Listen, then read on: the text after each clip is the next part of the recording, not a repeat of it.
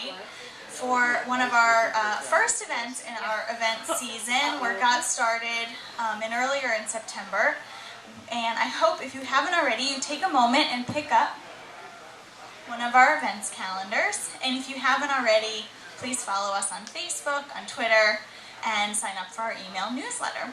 So thank you again so much for coming. I'm really pleased to welcome you, and I'm especially pleased to welcome Ann Hagedorn tonight for her new book, The Invisible Soldiers.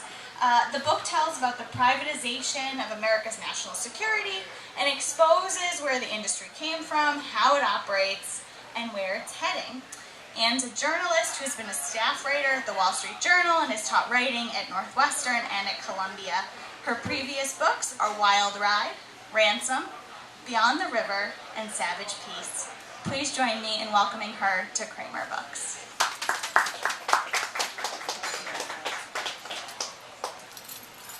Thank you, Sarah. It's great to be here.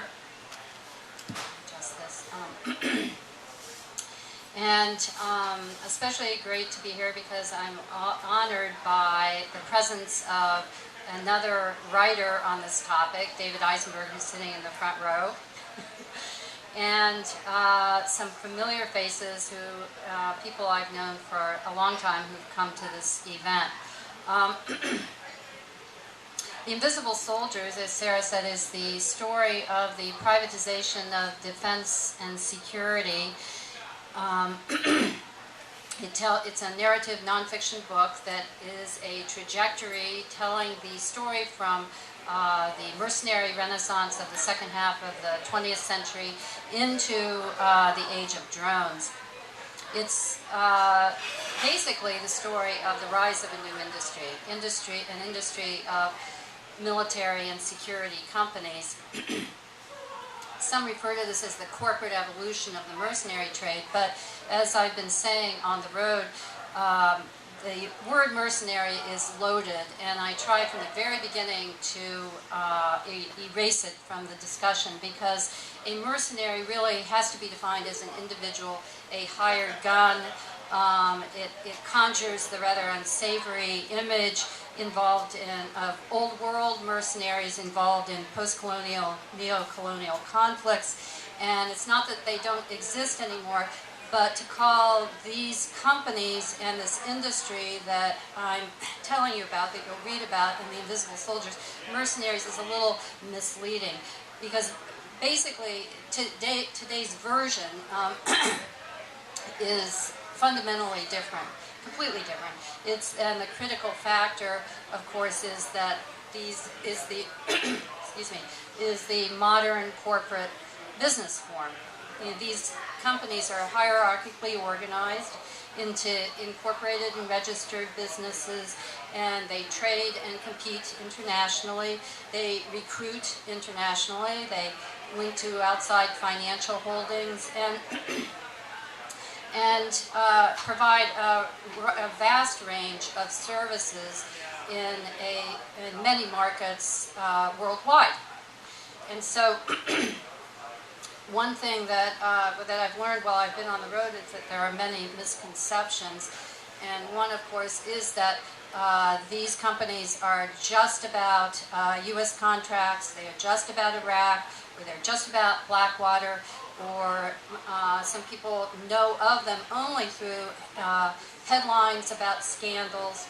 There are many misconceptions, and we'll get to a few discussions on that later. But one thing that you must realize is that this is an industry that's evolving right before our eyes, and has been for the last 25 to 30 years.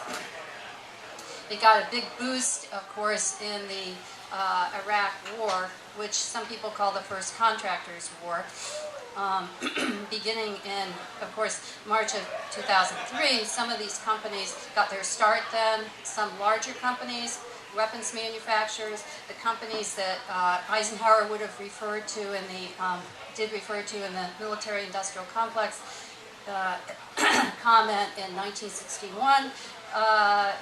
Some of those companies developing subsidiaries to accommodate to the new markets and the needs in Iraq. We have a boost in the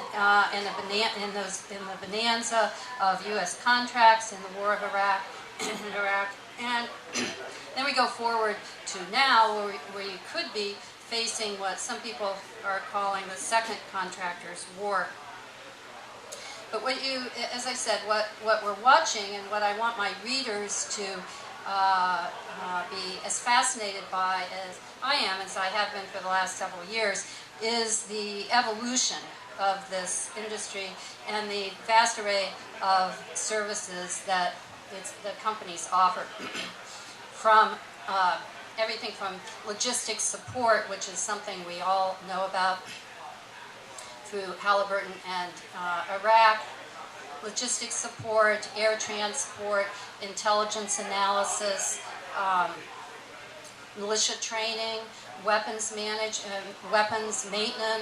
weapons training, and police training. A vast array of services, and of course moving into armed security.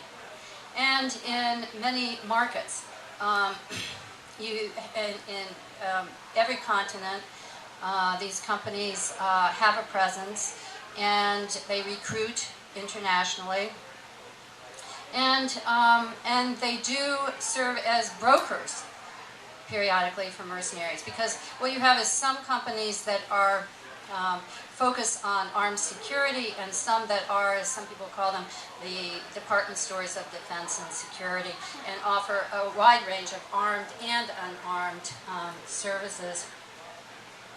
But wherever instability threatens development on the global frontier, wherever military commitments exceed the capabilities of nations, wherever governments are viewed as incapable of supplying defense and security fast enough in times of sudden conflict, that's where there are markets for these companies. And more specifically in the United States, of course, they assist in contingency operations, and as we know, and remain long after traditional troops withdraw. They also are involved in counterterrorism strategies, diplomatic security, border patrol security, drone operations, and cybersecurity and intelligence analysis. And there are other markets. There are other markets in other countries, of course, other nations, and with multinational companies. I mean, multinationals hire these companies for armed security, for development in hostile environments. This has been happening for a long time. The shipping industry, one of the biggest markets is the maritime industry, maritime security, which is a fascinating story in and of itself.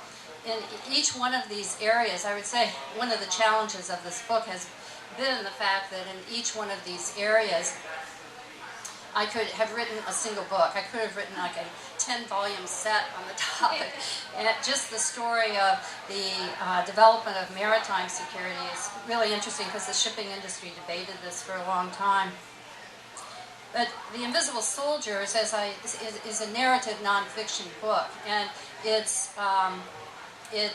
what I'm trying to do is to show you through a story, through the trajectory of the rise of this industry, exactly how all of this happened. And also to hopefully pass on the fascination and the interest that I have for it onto you as the general reader.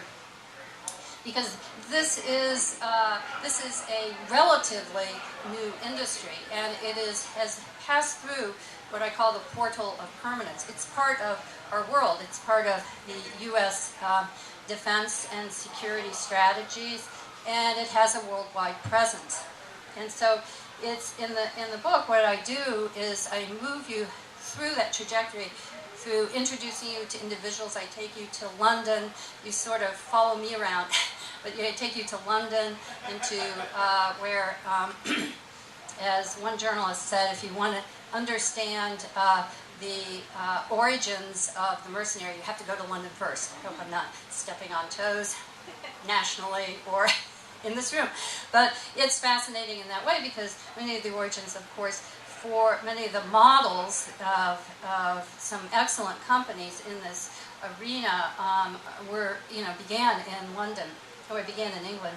I also take you to Geneva, where I introduce you to some really fascinating individuals who have been working since 2006 on something called the Swiss Initiative, which is an international effort to monitor the armed sector of this industry.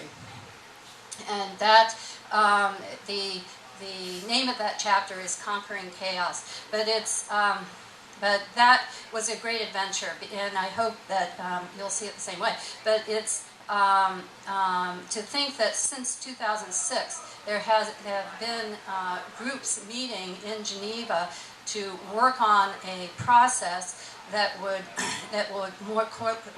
more closely monitor this industry is kind of exciting.